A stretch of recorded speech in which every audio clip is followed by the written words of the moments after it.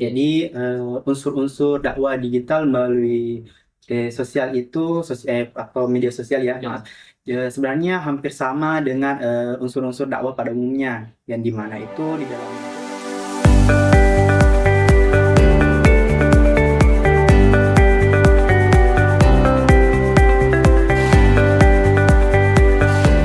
Assalamualaikum warahmatullahi wabarakatuh. Halo pemirsa Kronis, komunikasi Komunikasi romantis romantis dan dan humanis. humanis. Kali ini saya selaku host, nama saya Andi Muhammad Saleh dan teman saya. Kenalkan, nama saya Muhammad Irham Esos, sering disapa Irham. Nah, Sobat Kronis, kali ini kita akan membahas em, tentang komunikasi eh, digital, komunikasi digital khususnya di TikTok yang lagi hits banget belakangan ini, Iya. TikTok. Dan bagaimana sih sebenarnya sebelum masuk di komunikasi digital, di khususnya di TikTok, perlu mungkin Kak Iram paparkan tentang apa sih itu komunikasi digital? Baik, jadi yang saya ketahui tentang komunikasi dakwah digital itu yaitu proses penyampaian pesan dakwah melalui platform digital atau media sosial seperti TikTok, Instagram, Facebook maupun YouTube ya.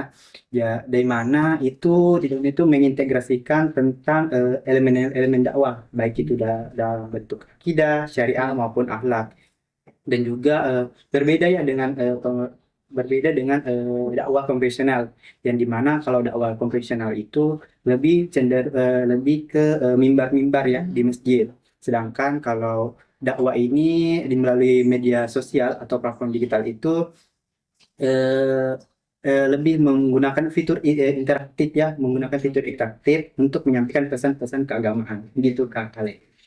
Itu tadi penjelasan Iya. dari Kak Iram tentang komunikasi dakwah digital. Ya, jelas dengan penjelasannya Kak Iram yang samping saya. Ya, jadi perlu perlu adanya mungkin penjabaran lebih terperinci tentang unsur-unsur komunikasi digital, komunikasi dakwah digital di platform TikTok sendiri. Ya, terima kasih Kak. Oke. Jadi unsur-unsur dakwah digital melalui sosial itu atau media sosial ya, Ya. maaf.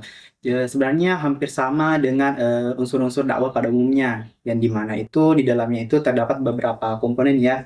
Yang pertama yaitu ada namanya dai, mad'u, mahda, wasilah, torika, dan atsar. Yang dimana kalau dai itu kan seperti komunikator ya.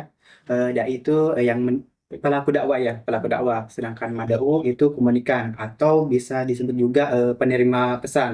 Dan yang ketiga itu mahda atau materi dakwah, yang pesan yang ingin disampaikan oleh dai kepada mad'u. Dan yang keempat itu ada namanya torika, torika atau metode. Dan yang kelima yaitu Yang kelima. yang kelima itu namanya atsar atau efek ya, efek dakwah.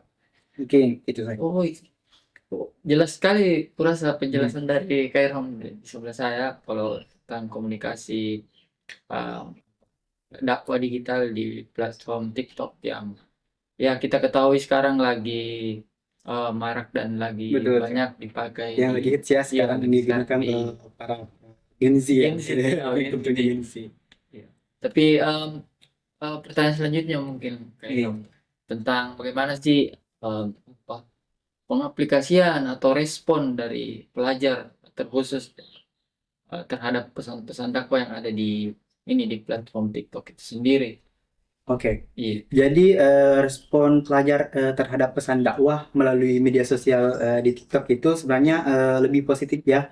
Karena seperti yang kita ketahui juga kalau melalui media sosial itu kita bisa menerima atau kayak membukanya di mana saja, berbeda dengan dakwah konvensional yang kita cuma terimanya melalui mimbar-mimbar di masjid. Sedangkan kalau media sosial itu kita bisa membukanya di mana saja. Dan juga banyak sekali dai atau pelaku dakwah yang menggunakan media sosial tersebut. untuk menyampaikan pesan-pesan keagamaan.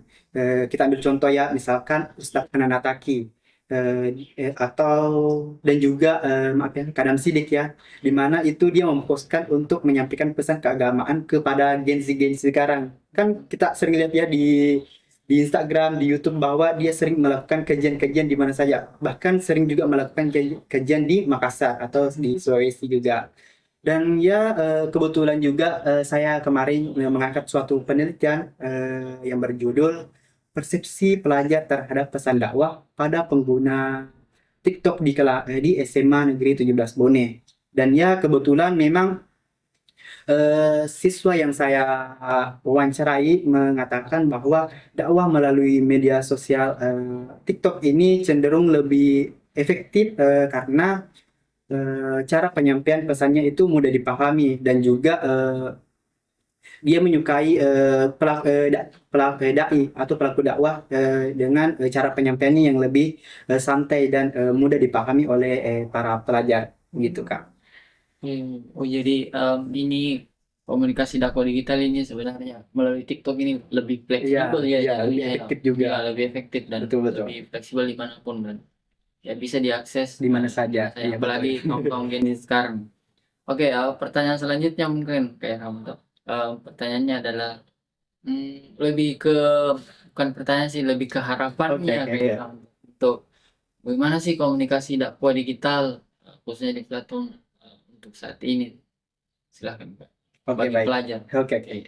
Harapan saya untuk para pelajar atau Gen Z itu semoga media sosial atau platform digital itu khususnya dimanfaatkan sebaik mungkin untuk menyampaikan pesan-pesan keagamaan, baik itu kita sebagai pelaku atau penerima ya, penerima pesan dakwah tersebut, sehingga kita bisa memaparkannya di mana saja dan juga bisa berkembang dengan secara berkelanjutan di mana dapat memperkuat pemahaman kita tentang ajaran agama itu sendiri, begitu Kak. Itu sekali Kak Iram. Nah, Terakhir mungkin Kak Iram mau dibuatkan sih narasi singkat Oke. atau penyampaian narasi singkatmu saja tentang dakwah itu sendiri Oke. dari Kak Iram sendiri, silahkan Kak. Jadi pesan dakwah itu baiknya dikemas sesuai dengan anjuran dari ajaran agama kita sendiri, baik itu dari Al-Quran dan hadis juga. Dan tentunya juga tidak luput dan disesuaikan dengan syariat Islam sendiri begitu. Baik Kak Iram. Yeah. Menarik sekali pembahasan tentang komunikasi dakwah digital di platform TikTok. Oke, pemirsa, tidak terasa sudah kurang lebih 10 menit kita menemani pemirsa. Terima kasih sudah mendengarkan podcast kali ini sampai akhir. Semoga bermanfaat dan jangan lupa follow, like, share, dan bagikan ke teman-teman kalian. Selamat sampai jumpa di episode selanjutnya. Wassalamualaikum warahmatullahi wabarakatuh. Mr. Teroris.